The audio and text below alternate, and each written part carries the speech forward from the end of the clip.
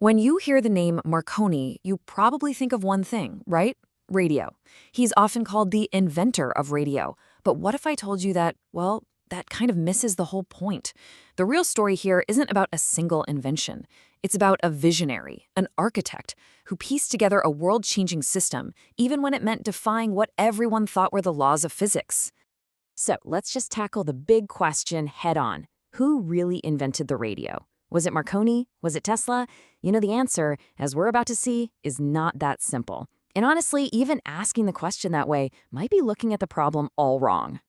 Because this whole story, it's not about one single light bulb moment. Nope. It's about a completely relentless visionary who took all these scattered scientific discoveries and literally forged them into a working, global system that absolutely changed everything. Marconi wasn't just an inventor. He was an architect, a master system builder. Okay, so to really get Marconi's genius, we first have to understand the world he was stepping into. He wasn't working in a vacuum, not at all. The basic science for wireless communication was already being laid out by some of the most brilliant minds of the 19th century. He didn't start from scratch. He was standing on the shoulders of giants. And this slide right here perfectly shows you what I mean. Marconi's foundation was built by these incredible physicists. You had James Clerk Maxwell, who predicted these invisible waves using nothing but pure math. Then you had Heinrich Hertz, who actually proved they were real in his lab, and Sir Oliver Lodge, who was tinkering with all the key parts. These were the building blocks Marconi was going to use to construct his vision. And this comparison just nails the difference. See, the physicists were asking, do these waves even exist?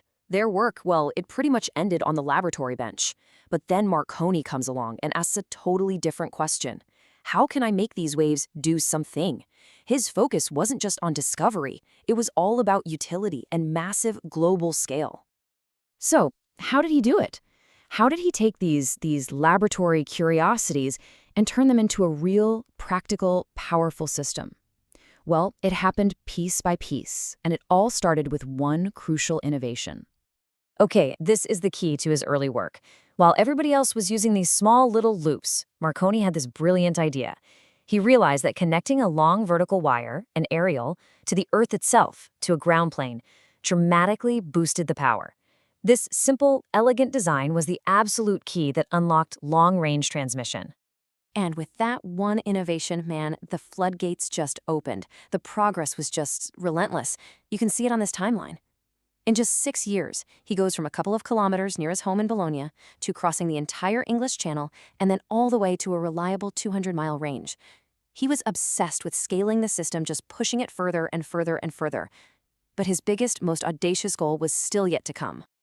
And this brings us to the main event, the attempt to send a wireless signal clear across the Atlantic Ocean. Now, to basically everyone in the scientific community, this wasn't just ambitious, it was considered physically impossible. I mean, the distance alone was just staggering.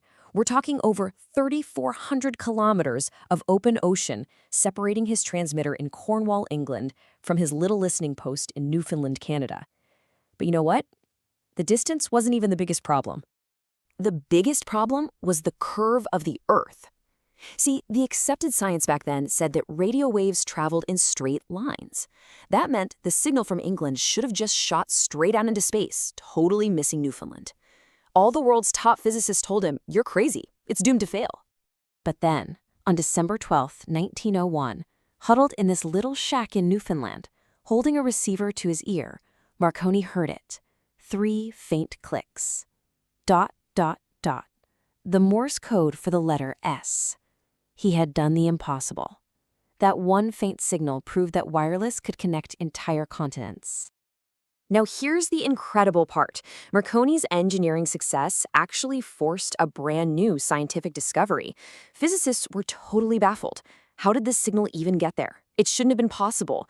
This mystery led two scientists, Oliver Heaviside and Arthur Kennelly, to theorize that there must be a reflective layer high up in the atmosphere, bouncing the radio waves back down.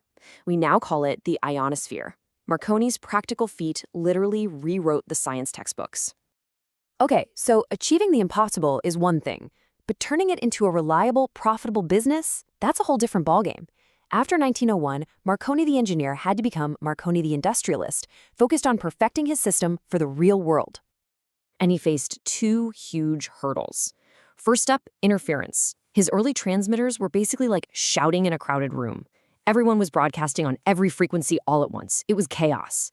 Second, reliability.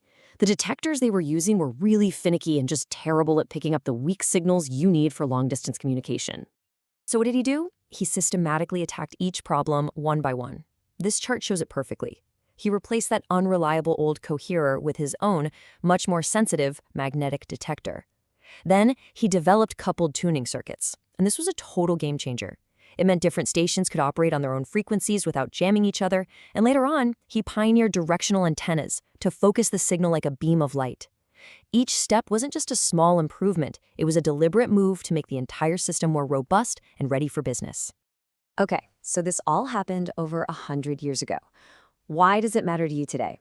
Well, because the core principles that Marconi engineered are, quite literally, sitting in the palm of your hand right now. Now, we do have to address the controversy. In 1943, the U.S. Supreme Court did invalidate one of Marconi's key patents on tuning, citing the earlier work of inventors like Nikola Tesla and Oliver Lodge on some of the individual parts. And this is a really important point.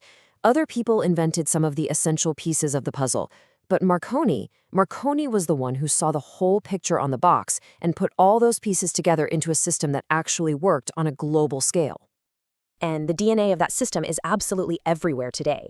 His work on tuning, that's the foundation of how we manage the entire radio spectrum. Those early experiments he did with multiple antennas to improve reliability, that's basically the grandpa of MIMO technology in your 4G and 5G phone, which uses multiple antennas to send and receive way more data. And his directional beams, they're the direct ancestor of beamforming, a tech that lets 5G networks aim signals right at your device for a stronger, faster connection. I mean, just look at this lineage. You can draw a straight line from Marconi's transatlantic spark through his later innovations directly to the GPS, the Wi-Fi, and the cellular networks that completely define our modern world. He didn't just send a signal, he built the very first layer of our connected planet.